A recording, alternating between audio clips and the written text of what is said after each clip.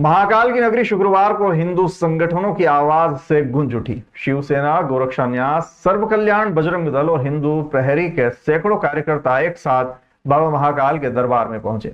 हाथों में प्रार्थना पत्र, दिल में आक्रोश और श्रद्धा। उद्देश्य एक ही था, मंदसौर प्रभारी द्वारा नाबालिग घटना पर न्याय और प्रशासन को सद्बुद्धि दिलाने की प्रार्थना की। मुख्य रूप से उपस्थित नेतृत्व कर रहे मनीष सिंह चौहान, साथ ही सर्व कल्याण बजरंग दल संस्थापक व अध्यक्ष मुरली निगम के साथ उज्जैन जिले के सैकड़ों कार्यकर्ता जय श्री महाकाल के उद्घोष करते हुए मंदिर समिति के बाहर ये पहुंचे। संगठन की ये भीड़ कोई राजनीतिक प्रदर्शन नहीं थी, ये सनातन धर्म के सम्मान और सामाजिक न्याय की पुकार थी। ज्ञापन देने के दौरान मंदिर समिति और पुलिस प्रशासन के अधिकारियों के बीच तीखी नोकझोंक भी हुई। करीब 1 घंटे तक कार्यकर्ता मंदिर परिसर के बाहर इंतजार करते रहे। तब कहीं जाकर एक महिला अधिकारी ने बाबा महाकाल के नाम ये प्रार्थना पत्र स्वीकार किया। संगठन के प्रतिनिधियों ने तीखे शब्दों में कहा है, अगर यही प्रार्थना पत्र किसी स्वर्ण या रजत भेंट के रूप में होता तो मंदिर समिति और पुजारीगण तत्परता से आगे आते, पर धर्म की बात पर यह सब मौन क्यों है। ज्ञापन के माध्यम से मांग की गई कि प्रकरण की निष्पक्ष जांच हो और संबंधित अधिकारी पर सख्त कार्रवाई की जाए। संगठन का कहना है कि यह मामला केवल एक व्यक्ति का नहीं बल्कि धार्मिक आस्था, न्याय और समाज की मर्यादा का प्रश्न है। काफी जद्दोजहद के बाद कार्यकर्ताओं ने बाबा महाकाल के दर्शन किए और प्रशासन को न्याय का बोध दिलाने के लिए सामूहिक रूप से सद्बुद्धि प्रार्थना की।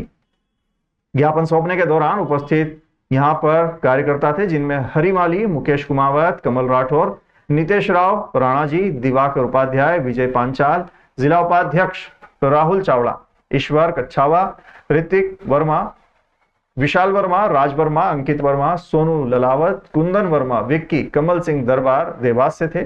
विशाल नागर सहित बड़ी संख्या में मध्य प्रदेश युवा शिवसेना गोरक्षा न्यास, साथ ही सर्व कल्याण बजरंग दल और कई कार्यकर्ता यहां इनके मौजूद थे। अंत में कार्यकर्ताओं ने कहा कि हम बाबा महाकाल से यही विनती करते हैं कि इस अन्याय के अंधकार में न्याय का प्रकाश फैले और प्रशासन, शासन, धर्म और सत्य का साथ दे। सैकड़ों कार्यकर्ताओं की यह आवाज जब बाबा महाकाल के आंगन में गूंजी तो पूरा परिसर एक स्वर में पुकार उठा, जय श्री महाकाल, धर्म की जय हो, अधर्म का नाश हो। यहाँ ये जानकारी विश्वास सिंह चौहान के द्वारा दी गई। दूसरा, उन्होंने असत्य दस्तावेज बना लिए। उसने बोला कि मेरे पति का नाम उसने आईडी से हटाया, उसको लिखा कि डिवोर्स। तो डिवोर्स में हुआ नहीं है, जबकि न्यायालय में बिना तलाक दिए शादी करना केस भी इंचार्ज है। हमारे संगठन द्वारा 10 महीने से प्रधानमंत्री से लेकर नीचे जितने अधिकारी सबको आवेदन निवेदन पूरे सबके साथ दिए। आज हमारे संगठन का ये उद्देश्य था कि भगवान महाकाल को एक प्रार्थना पत्र हम देना चाहते हैं। आपके माध्यम से, पंडित जी के माध्यम से हमारा ये पत्र मंदिर तक पहुँच जाए कि एक तो जो अधिकारी को इच्छा शक्ति और इसी व्यवस्था मिले, सद्बुद्धि दे दे कि कम से कम हमारी जो लड़ाई है उसमें हमारे लगाए गए आरोप अगर झूठे हैं तो जो भी पुलिस कार्रवाई करे हम उसके लिए राजी हैं। लेकिन जिस महिला थाना इंचार्ज ने इतना घृण्य अपराध करा है उसको कोई रोकने वाला नहीं है। पुलिस में इसलिए माननीय डीजीपी साहब के निर्देश हैं, आप सबके पास होंगे, कि जिस अधिकारी के विरुद्ध विभाग में लंबी शिकायत हो या जिस अधिकारी के विरुद्ध मामला न्यायालय में विचाराधीन हो उसको थाना प्रभारी रेंज पर नहीं रखा जाए या पोस्टल पर भी नहीं रखा जाए। इंचार्ज अपने डीजीपी महोदय का आदेश हमने वो भी लगा के रखे हैं। 15,000 की जमानत, लेकिन बिना तलाक शादी करे 15,000 की जमानत पर रिहा है उज्जैन न्यायालय से रानी बेग। तो हमारा ये कहना है कि रानी बेग को क्या हिंदू धर्म की बच्ची खतना करने का पुरस्कार दे दिया, महिला इंचार्ज बनाएंगे तो प्रार्थना करने जा सकते हैं आपकी आज्ञा हो तो मंदिर में। ये प्रार्थना पत्र था। मुझे तो मैडम ने कहा जो वही हमारा मतलब है कि आप अगर बोले जैसा तो आप बोले तो हम चले जाए, या तो आप हमारे तरफ से आप आपको तो जाने नहीं मिलेगा। मैं राजकुमार झांझोड़ उज्जैन से। धर्मांतरण जैसे केस के लिए मेरे खुद के बच्चे का है ये केस। थाना प्रभारी मंदसौर रानी बेग के खिलाफ आज तक कोई कार्रवाई नहीं हो सकी है।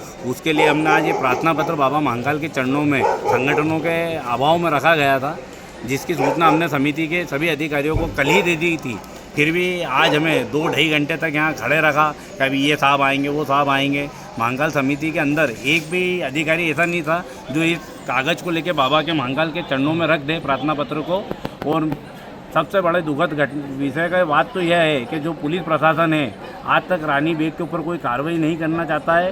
लगातार बयानों पे बयान, कापियों पे कापी लेके बस सील लगा के हमें दे देते हैं और ना जाने क्यों इसको बचाने में लगे हुए हैं। मैं राजकुमार झांझोट सिर्फ एक ही सवाल पूछना चाहता हूँ पुलिस विभाग से, क्या न्याय के लिए हमेशा आदमी को जगह जगह भटकना पड़ेगा, जबकि डीजीपी साहब के खुद आदेश हैं कि आपराधिक प्रवृत्ति के अधिकारियों को तुरंत लाइन अटैच या फिर सस्पेंड किया जाए। जबकि रानी बेग पे ऐसे कई आरोप है। पहला आरोप बिना तलाक लिए दूसरी शादी करने का, ये मैं स्वयं खड़ा हूँ आपके पास, उसका पति आज तक मुझसे 2026 तक तलाक नहीं हुआ है। दूसरा वो 15,000 रुपये की जमानत है इसी केस में कि बिना तलाक लिए दूसरी शादी में, उसकी अभी जमानत हुई पिछले 2 महीने पहले। और तीसरा कि उस पर 420 के कई केस लगे हुए हैं, समग्र आईडी नकली जाली दस्तावेज बनाना, एक 138 का भी केस है। तो इस महिला को आखिर थाना तैनाती किस खुशी में दी जा रही है? वो पुलिस प्रशासन इस पर कार्रवाई क्यों नहीं करना चाहता है? जैसे कि महाकाल समिति यहाँ भी लगातार 2 घंटे तक खड़े रहे, उसके बावजूद भी अभी तक हमारे से किसी ने भी ये कागज़ लेने की इच्छा नहीं रखी। बस ये साहब आएंगे, वो साहब आएंगे। मुझे मजबूरन कलेक्टर साहब को फ़ोन करना पड़ा, रोशन सिंह जी को, और निवेदन करना पड़ा कि सर कम से कम इस आवेदन को तो ले लिया जाए, बाबा महाकाल की चरणों में रख दिया जाए। पर उसको भी नहीं लिया गया। बस ये रिसीव्ड के रूप में मुझे कागज़ दिया कोई मैडम ने, और जो यहाँ पे गए यादव करके मैडम है, उनके कहने पर ये आवेदन लिया गया है। और मैं चाहता हूँ कि थाना प्रभारी रानी बेग पे सख्त से सख्त कार्रवाई हो और वो भेरुगढ़ जेल देखे। जय श्री राम।